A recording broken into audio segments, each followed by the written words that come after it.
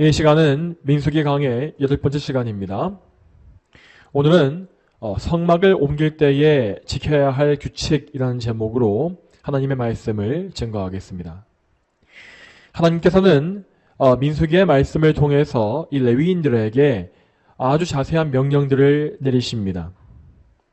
이스라엘은 이제 시내산을 떠나서 광야의 길을 가야만 했습니다. 그리고 그 광야의 여정 가운데서 제일 중요한 것은 이 성막을 중심으로 성막을 통해서 하나님을 예배하는 일이었죠.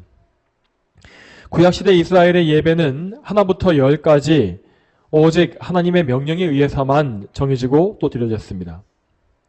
먼저 예배의 장소인 이 성막은 오직 하나님의 계시를 통해서 만들어지고 세워졌고, 예배의 집례자인 제사장들 역시 오직 말씀에 따라서 임명되었습니다.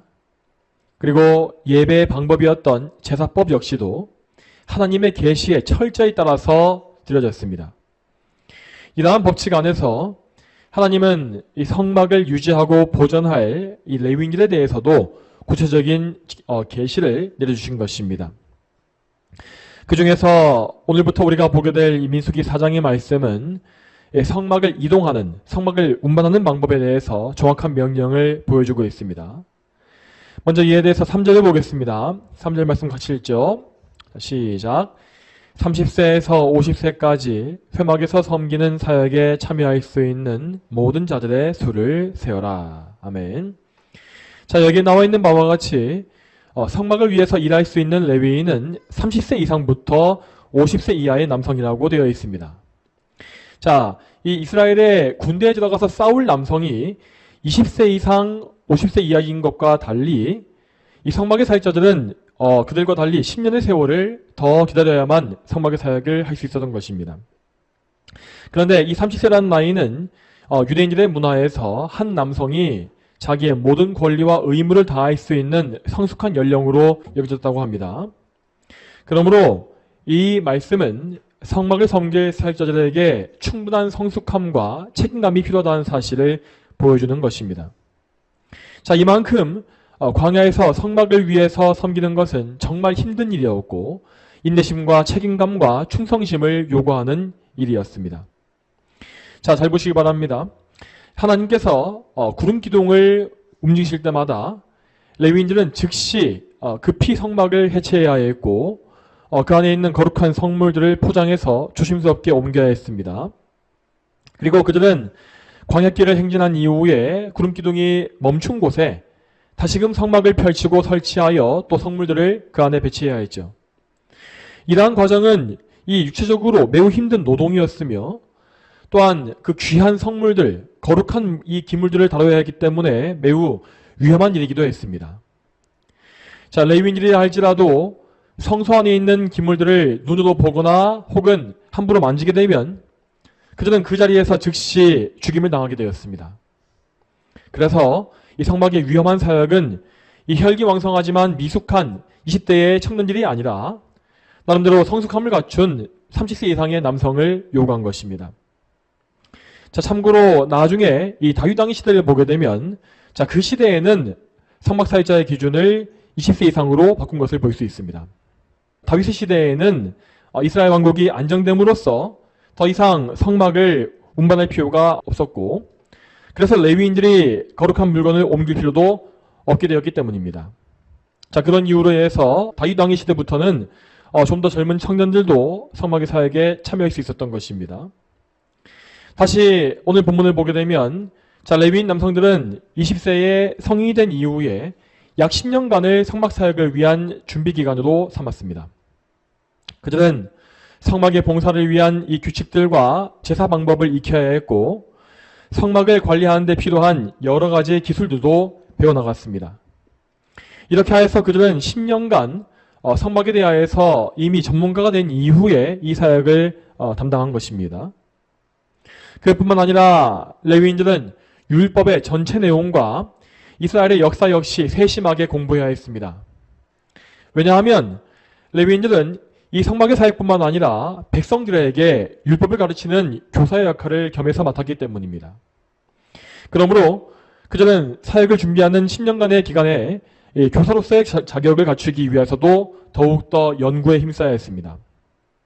또한 더불어서 그들은 연구뿐만 아니라 개인적인 경건을 위해서도 기도하는 일에 힘써야 했습니다. 성막의 사역은 결코 이 머리로만, 지식으로만 감당하는 것이 아니었기 때문입니다. 하나님을 경외하는 참된 믿음, 또 경건이 없다면 그들은 그저 머리로만 하나님을 섬기려고 하다가 성막을 영적으로 더럽히는 자들이 될 수밖에 없었습니다. 자, 이와 같이 레위인 남성들은 사역에 뛰어들기 전까지 자기의 영혼과 육신 모두를 준비하는 일에 많은 노력을 기울여야 했습니다. 계속해서 본문의 4절로 넘어가 보겠습니다. 레위 지파에는 게르손과 그핫, 므라리 이렇게 세 가문이 있었습니다. 그 중에서 하나님은 레위의 둘째 아들인 그핫의 자손을 먼저 언급하십니다. 그핫 자손은 둘째 아들의 후손임에도 불구하고 제일 먼저 나오고 있는데 그 이유는 그들이 레위인들 중에서 가장 중대한 사역을 맡은 자들이었기 때문입니다. 그들이 맡은 것은 이 성막의 안에 있는 성물들로서 언약궤와 진설병상과 등잔대와 또 향단과 그리고 성막들에 있는 번제단 이렇게 총 5가지의 종류였습니다. 이 5가지의 성물은 성막 사역의 핵심이었으므로 그핫 자손은 모든 레위 가문 중에서도 제일 우월한 위치에 있었다고 볼 수 있습니다. 여러분, 하지만 이 그핫 백성들은 이렇게 중차대한 사역을 맡은 만큼이나 더욱더 무거운 책임을 감당해야 했습니다. 5절부터 15절의 말씀을 보게 되면 그핫 자손들이 성물을 다루는 방법이 아주 자세하게 나와 있는 것을 볼 수 있습니다. 이렇게 성물을 다루기 위한 복잡한 설명은 오직 그핫 자손에게만 주어진 것이었고 다른 가문에게는 전혀 나와 있지 않은 특별한 내용입니다. 이 구절을 보게 되면 먼저 성물을 포장하는 일은 모두 제사장들이 담당한다고 되어 있습니다. 자, 성물들은 성막 안에 있었기 때문에 제사장들을 제외한 일반인들은 절대 성소에 들어가거나 그것을 만지거나 볼 수가 없었습니다. 그래서 만일 일반적인 레위인들이 이 성소에 들어가서 성물을 보거나 만진다면 그들은 그 즉시 죽임을 당할 수밖에 없었죠. 그들의 죽음을 방지하기 위하여서 제사장들은 성소에 들어가서 모든 성물을 천으로 덮고 운반하기 위한 장대를 끼우는 일을 먼저 했습니다. 이렇게 제사장들이 모든 포장 작업을 담당함으로써 그핫 자손은 단지 성물을 들어서 옮기는 역할만 담당했던 것입니다. 하지만 그들은 무거운 성물을 어깨에 직접 지고 걸어가는 수고를 해야 했습니다. 다른 가문의 사람들은 가축이 끄는 수레에다가 물건을 실을 수 있었지만 그핫 사람들은 자기의 이 짐, 성물을 직접 지고 가야 했던 것입니다. 이처럼 그핫 백성은 고귀한 임무를 맡은 만큼이나 더 무거운 책임과 더 많은 수고를 감당해야만 했습니다. 먼저 5절과 6절을 보게 되면 자, 거기에는 언약궤 운반에 대한 내용이 나와 있습니다. 여기 나와 있는 언약궤는 지성소를 가리고 있는 휘장을 가지고 덮어야 한다라고 되어 있습니다. 자, 잘 들으십시오. 자, 이 언약궤는 지성소를 가리고 있는 휘장을 떼어서 덮었습니다. 이것은 평상시에 이 성막이 설치되어 있을 동안에 언약궤와 휘장의 순서와 동일합니다.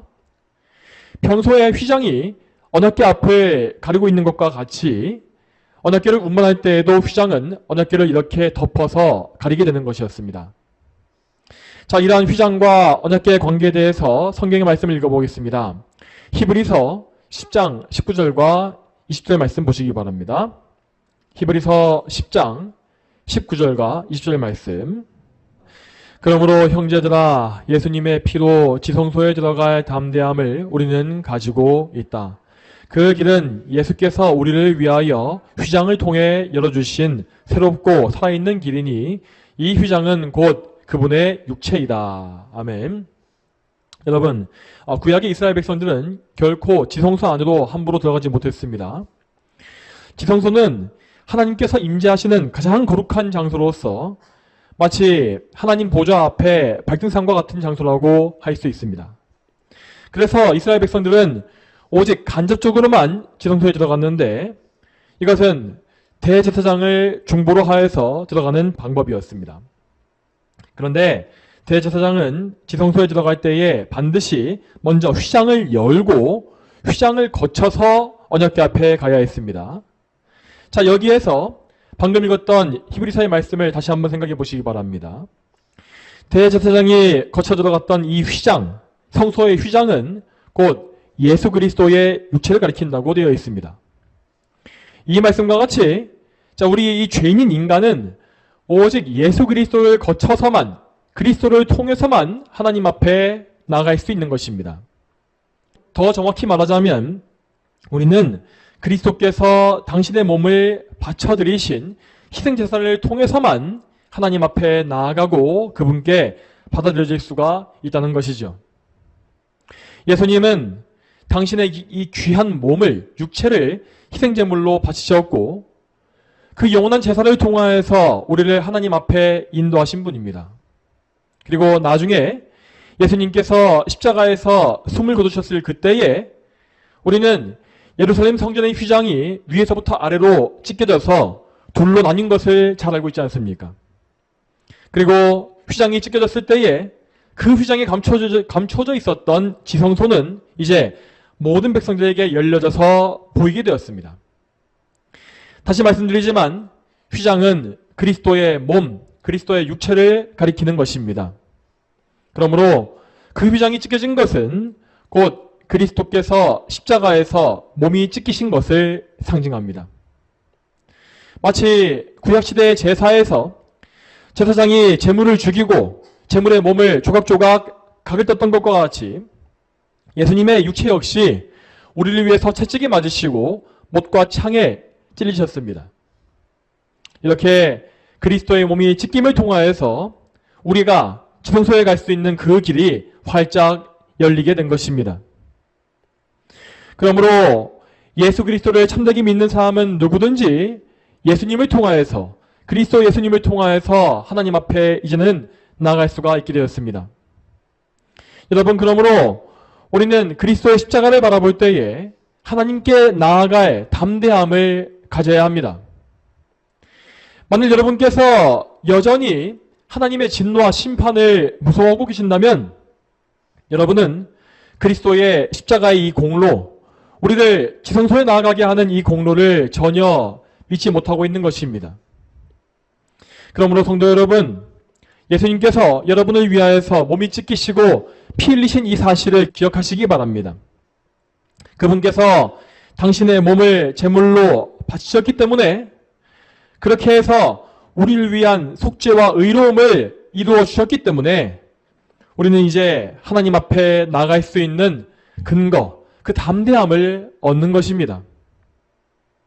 그러므로 여러분께서는 더 이상 성막 바깥 뜰에서 서성거리지 마시고 예수 그리스도와 함께 담대하게 지성소까지 나아가시기를 축복합니다. 자, 그렇지만 여러분, 지금과 달리 구약시대에는 아직 그리스도께서 오시기 전이었기 때문에 이 휘장은 여전히 언약궤를 막고 가리는 역할을 하고 있었습니다. 그래서 제사장들은 이 언약궤를 아무도 보지 못하게 하기 위해서 휘장으로 먼저 덮었고 그 다음에 튼튼한 해달 가죽을 덮어서 언약궤를 보호했습니다. 그리고 그 위에 마지막에 순청색 천을 덮었다라고 되어 있는데, 자, 여러분, 히브리인들에게 청색은 곧 하나님을 상징하는 거룩한 색이었다고 합니다. 자, 그러므로 언약궤를 순청색 천으로 덮고 이동한다는 것은 하나님께서 이스라엘의 행진에 함께 가시며 인도하신다는 사실을 상징하고 있는 것입니다. 이와 같이 이스라엘은 광야길에서 항상 하나님의 임재하심과 함께 있고 임재하심을 경험했습니다. 그들은 광야의 길을 행진할 때에나 혹은 넓은 평지에 지느쳤을 때에도 언제나 그들과 함께하는 구름 기둥과 성막을 그리고 푸른 천으로 덮여있는 언약궤를 볼 수 있었던 것입니다. 자, 그러면 다음으로 7절과 8절을 보겠습니다. 같이 읽어보죠. 7절과 8절 말씀 같이 읽겠습니다. 시작. 차려놓는 상 위에 청색 천을 펼치고 그 위에 대접들과 사발들과 종지들과 붓는 주전자들과 항상 차려놓는 빵을 그 위에 두도록 하여라. 또 그들은 그 위에 진홍색 천을 펼치고 그것을 해달의 가죽 덮개로 덮은 후에 그것에 채들을 꿰고. 아멘. 자, 이 말씀에는 진설병상을 운반하는 방법이 나와 있습니다. 진설병상은 하나님께 바치는 12개의 진설병, 이 빵을 지나는 탁자로서 성소 입구 기준으로 해서 오른쪽에 배치된 기물이었습니다. 이 진설병들은 이스라엘의 12지파를 상징하는 빵으로서 즉 이스라엘 전체가 하나님께 바쳐진 존재임을 보여주는 상징물이었습니다. 이 진설병은 일주일간 상이 올려진 이후에 매번 안식일마다 새 빵으로 바뀌었습니다. 자, 이 진설병상 역시 레위인들은 직접 보거나 손댈 수가 없었습니다. 물론 이것은 지성소에 있는 언약궤보다는 그 거룩함이 덜했지만 제사장들 외에는 보거나 만지는 것이 절대 금지됐던 것입니다. 그래서 이번 경우에도 제사장들은 레위인들을 위해서 먼저 이 성물의 포장을 담당했습니다. 그들은 먼저 이 진설병 상위를 깨끗하게 정리하고 나서 그 위에 청색천을 펼쳤고 그 위에 진설병상에 관련되어 있는 각종 도구를 올렸으며 진설병 12개 역시 함께 올렸다고 하였습니다. 그렇게 모든 기물과 진설병 빵을 다 놓은 뒤에 그 위에는 다시금 진홍색의 천이 덮인다고 하였습니다. 그리고 그 위에 진설병상을 보호하기 위한 이 질긴 해달 가죽이 덮이고 나면 마지막으로 상을 옮기기 위한 장대를 끼워 넣게 되어 있었습니다. 자, 그런데 우리는 여기에서 이 진홍색 천, 이 붉은 천에 주목할 필요가 있겠습니다. 민수기 4장 전체를 보게 되면 이러한 진홍색 천은 오직 진설병상에만 사용되는 것을 볼 수 있습니다. 언약궤나 등잔대 혹은 향단 등에는 오직 청색천만 사용되었고 진홍색 천에 대한 언급은 나와 있지 않습니다. 여기에서 우리는 또다시 그리스도의 구속을 보여주는 중대한 상징을 볼 수가 있는 것입니다. 자, 우리가 아는 바와 같이 구약 성경에서 이 붉은색, 진홍색은 그리스도의 보혈을 상징하는 색으로서 항상 쓰여왔습니다. 라합의 집 창문에 걸려 있었던 붉은 줄이나 아니면 성막을 덮었던 붉은 순양의 가죽 역시 이것들은 모두 그리스도의 보혈로 이루어진 구원을 상징했습니다. 그리고 우리는 이 진설병상에서도 진홍색 천이 덮이는 것을 볼 수 있는데 이 붉은 천은 이스라엘 백성을 상징하는 12개의 빵을 덮는 것에 사용된 도구였습니다. 이렇게 이스라엘 백성을 상징하는 12개의 빵을 진홍색 천이 덮는다고 하는 이것은 곧 그리스도의 보혈이 성도들을 덮음으로 그들의 죄를 사하는 이 사실을 보여준다고 할 수 있겠습니다. 또한 우리는 여기에서 성찬식의 예표를 또한 볼 수 있습니다. 예수님께서 잡히시던 밤에 그 식탁에서 빵과 붉은 포도주로 성만찬을 시작하신 것과 같이 구약의 진설병상에는 빵과 붉은 천이 덮임으로써 그리스도의 희생과 성찬을 예표한 것이라고 할 수 있겠습니다. 자, 그러면 다음으로 오늘 본문의 마지막 9절과 10절 말씀을 보겠습니다. 이 말씀 같이 읽어보겠습니다. 자, 9절과 10절 말씀 같이 읽겠습니다. 시작. 그 다음 청색천을 취하여 등대와 등잔과 등불을 끄는 기구와 불똥 그릇들과 거기에 사용되는 모든 기름 용기들을 덮고 그것과 그 모든 기구들을 해달 가죽 덮개에 놓아서 매는 장대 위에 두도록 하여라. 아멘. 여기에는 등잔과 등잔대를 운반하는 방법이 나와 있습니다. 이 등잔은 이 성소의 왼쪽 편에 위치한 성물로서 방금 보았던 진설병상을 마주보고 있는 기물이었습니다. 이 등잔대에는 7개의 가지가 달린 나무의 모양이 있었는데 각 가지 위에는 7개의 등잔이 각각 있었다고 합니다. 그리고 제사장들은 이 등잔대에 순수한 올리브 기름을 넣고 심지에 불을 붙여서 성소 안에 불을 환하게 밝혔습니다. 이 등잔은 저녁 때 불을 켜서 아침에 껐다고 되어 있습니다.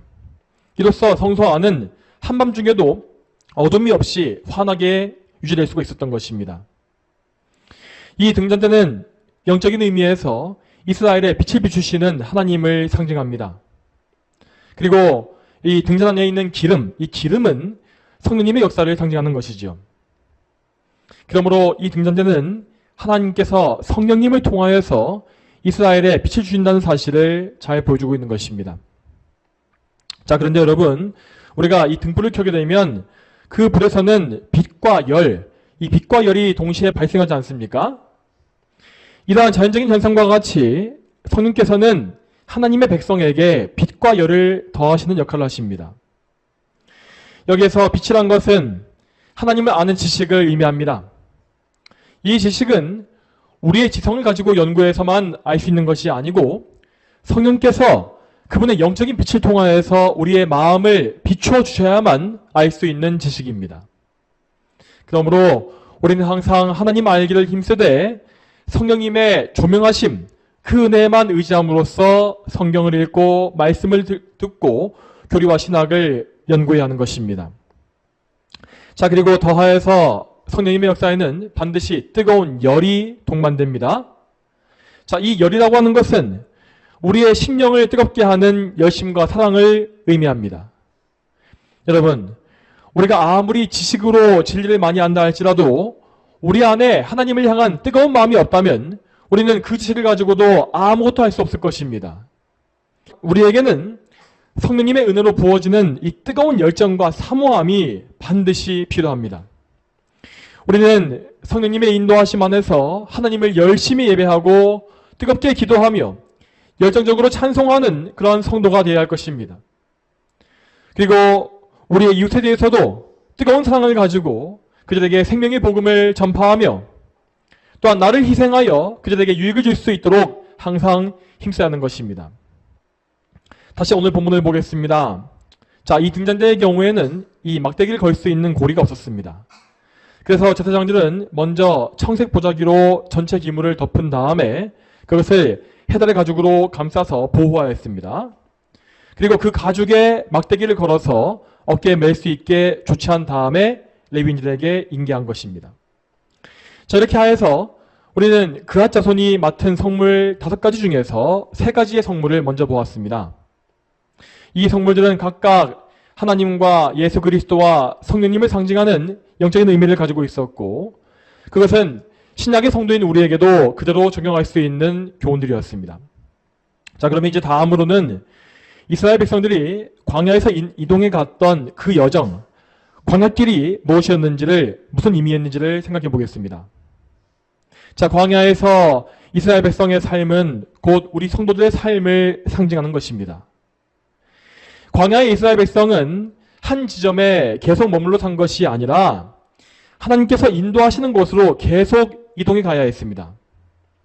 하나님은 구름 기둥을 통하여서 이스라엘 백성의 이동을 명령하셨습니다.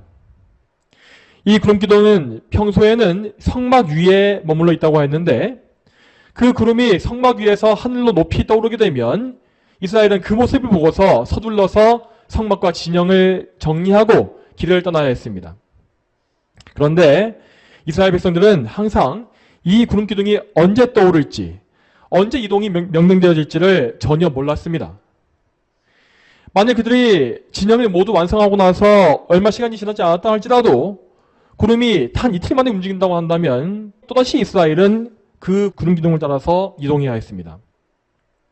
혹 반대로 1년이나 혹은 2년이 지날지라도 구름 기둥이 움직이지 않는다면 그때 역시 이스라엘은 그 명령에 따라서 그 장소에 계속 머물러 있어야 했죠. 말 그대로 이스라엘 백성의 여정은 오직 하나님의 뜻에 따라서 앞으로 나갔던 것입니다. 설령 그들이 너무나 지치고 힘든 때라 할지라도 하나님께서 명령하시면 그들은 즉시 길을 떠나야 했습니다. 또한 그들이 머물고 있는 장소가 전혀 마음에 들지 않고 험하다 할지라도 하나님께서 거기에 계속 머물라고 명령하시면 그들은 그 명령에 순종해야 했습니다. 그렇게 이스라엘 백성은 40년간 오직 하나님의 뜻에만 따라서 광야의 삶을 살아갔던 것입니다. 자, 이러한 광야에서의 삶의 방식과 이 세상의 삶의 방식을 잘 비교해 보시기 바랍니다. 여러분, 과연 이 세상에서 하나님의 뜻에 따라서 살고 있는 사람들이 얼마나 있겠습니까? 이 세상 사람들이 보기에 이스라엘 백성들의 행동은 너무나 무모해 보일 것이고 또한 무계획적으로 보일 수밖에 없을 것입니다. 하나님을 생각하지 아니하는 사람들의 관점에서 하나님의 인도하심에 따라서 산다는 것이 얼마나 이상해 보이겠습니까? 인생의 계획을 내가 세워야지 왜 하나님께서 세우시는가? 내 갈 길은 내가 개척하는 것인데 왜 하나님께서 그 길을 인도해 간다고 하시는가? 이러한 생각을 할 수밖에 없는 것입니다. 자, 여러분, 그렇지만 이스라엘 백성들에게는 그 누구보다 분명한 삶의 이유와 목적이 있었습니다. 우선 그들은 가나안 땅, 약속의 땅이라고 하는 분명한 목적지가 있었습니다. 사람의 눈으로 보기에 이스라엘은 광야에서 40년간 길을 잃어버리고 방황하는 것처럼 보였을지 모릅니다. 하지만 이스라엘은 길을 잃어버린 것이 아니라 항상 하나님께서 지정하신 경로를 정확히 따르고 있는 것이었습니다. 물론 그들은 때때로 이해할 수 없는 길을 가야 했고 험한 길 혹은 자기가 정말 싫어하는 길을 가야 할 때도 있었습니다. 그러나 그들은 그 모든 길이 하나님의 섭리로 정해진 길임을 믿고 감사함과 인내로 그 길을 가야 했습니다. 그렇게 하나님의 뜻에 순종하면서 인내한다면 그들은 결과적으로는 젖과 꿀이 흐르는 약속의 땅에 들어가게 되어 있었습니다. 여러분, 하지만 이스라엘 백성은 단순히 맹목적으로 가나안 땅만 바라보고 앞을 간 것이 아닙니다. 그들은 광야에서 매일 매순간 하나님의 영광이라고 하는 목적을 추구하면서 산 것입니다. 여러분, 잘 생각해 보시기 바랍니다. 솔직히 말해서 이스라엘 백성들이 광야에서 무슨 일을 할 수 있었겠습니까? 그들은 그곳에서 어떤 큰 부를 축적하거나 세상에 많은 쾌락을 추구하는 등의 삶을 살지 못했습니다. 그러므로 아마 이스라엘 백성 주변에 이방 백성들이 와서 그들의 삶을 보았다면 도대체 이 사람들은 무슨 재미로 살고 있는가, 무슨 목적을 가지고 살고 있는가 하는 생각을 했을 것이 분명합니다. 그리고 이스라엘 백성 가운데서도 거짓 신자들은 그들 역시 그런 생각을 했을 것이 분명합니다. 자, 그러한 사람들, 그런 거짓 신자들은 광야에서의 이런 지루한 생활을 너무나 괴롭게 여겼을 것이 분명하고 어떻게든 자기의 정욕을 만족시키기 위해서 불순종의 삶을 살았습니다. 그래서 그들은 끊임없이 이스라엘의 거룩함을 더럽히고 하나님의 진노를 바라는 그런 죄악을 범한 것을 볼 수 있죠.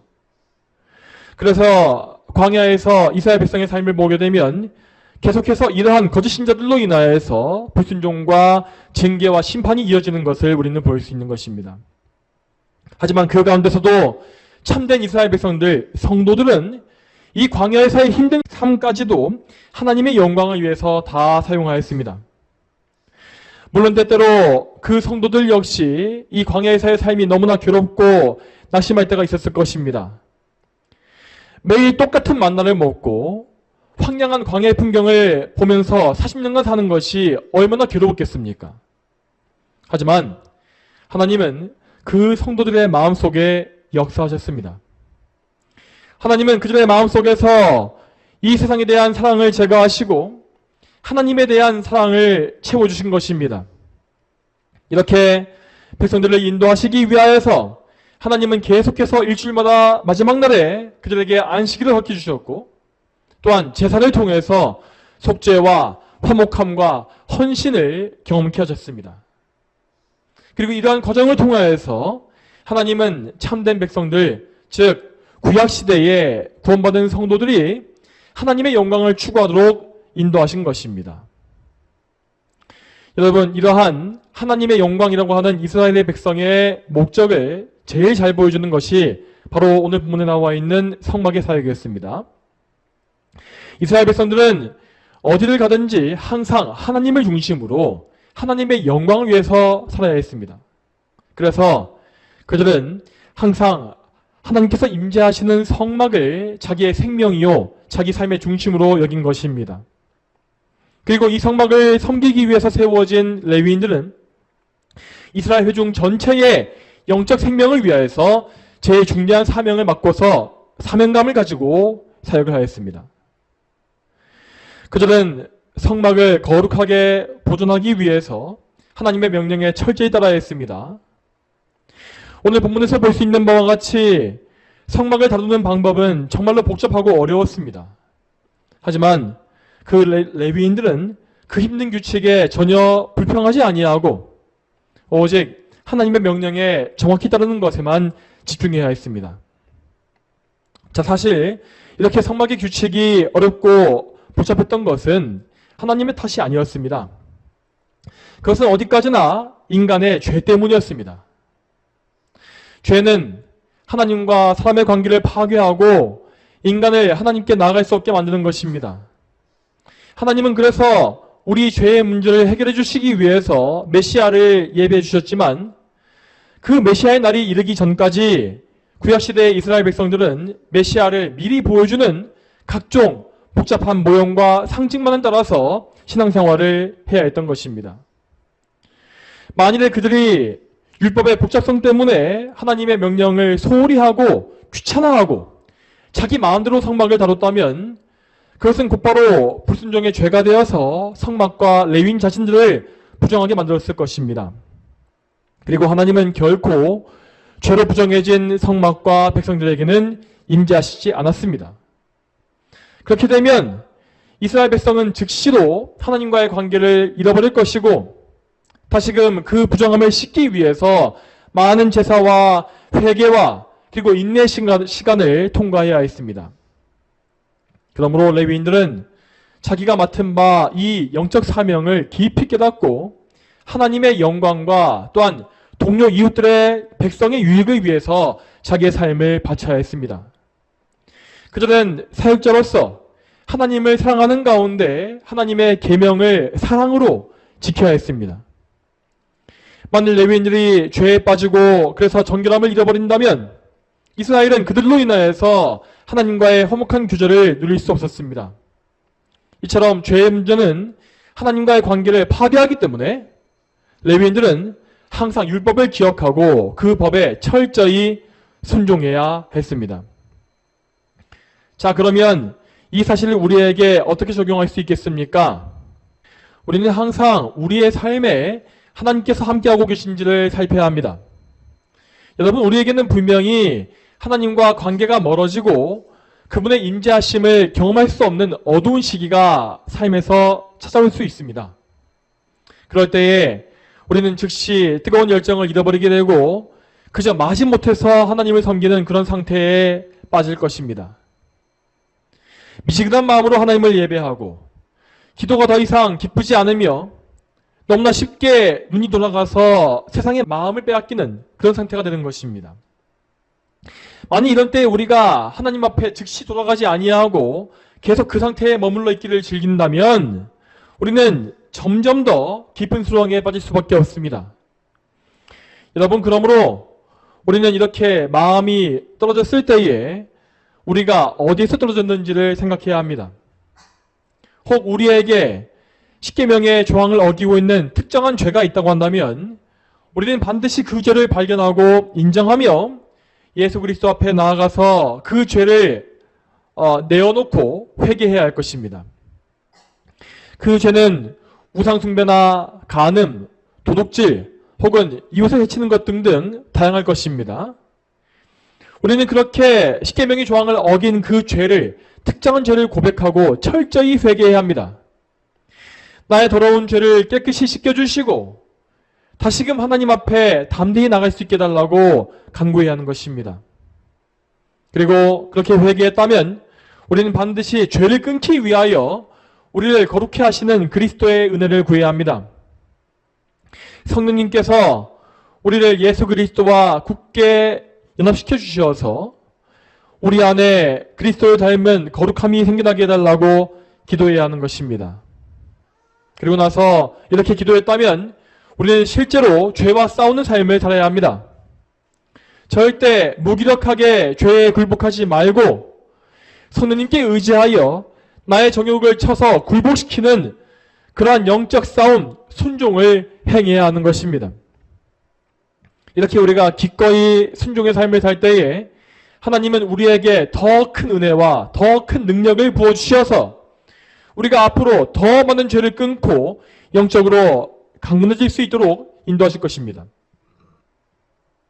또한 다른 경우에 만일 우리에게 당장 떠오르는 특정한 죄가 없다고 할지라도 우리는 그때도 반드시 하나님께 나아가야 합니다. 여러분, 우리가 하나님과 멀어지는 이러한 현상은 꼭 어떤 폭력이나 도둑질이나 간음과 같은 특별한 죄를 지어야만 일어나는 것이 아닙니다. 우리는 마치 가랑비에 옷이 젖듯이 서서히 마음이 식어지고 서서히 영적인 잠에 빠질 수가 있는 것입니다.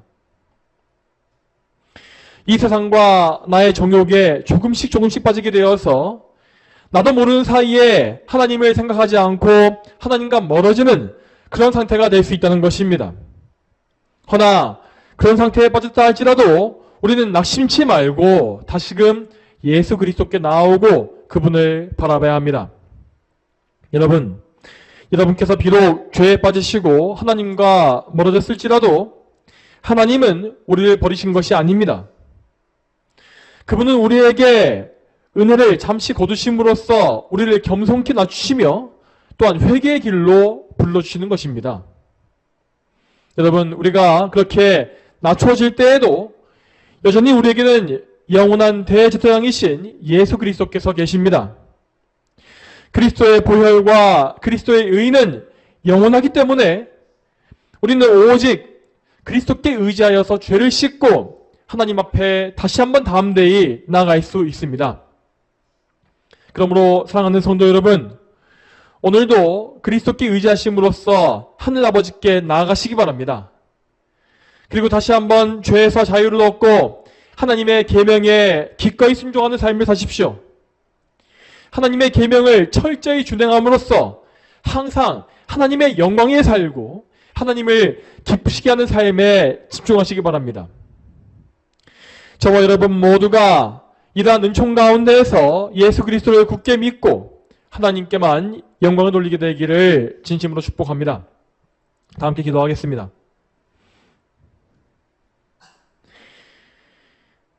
하나님 아버지, 오늘도 민수기의 말씀을 통하여서 또한 민수기에 나와 있는 이 성물을 옮기는 방법을 통하여서 우리가 예수 그리스도를 어떻게 믿어야 하고 어떤 믿음을 가져야 하며 또한 어떻게 순종해야 하는지를 보게 하심에 참으로 감사합니다.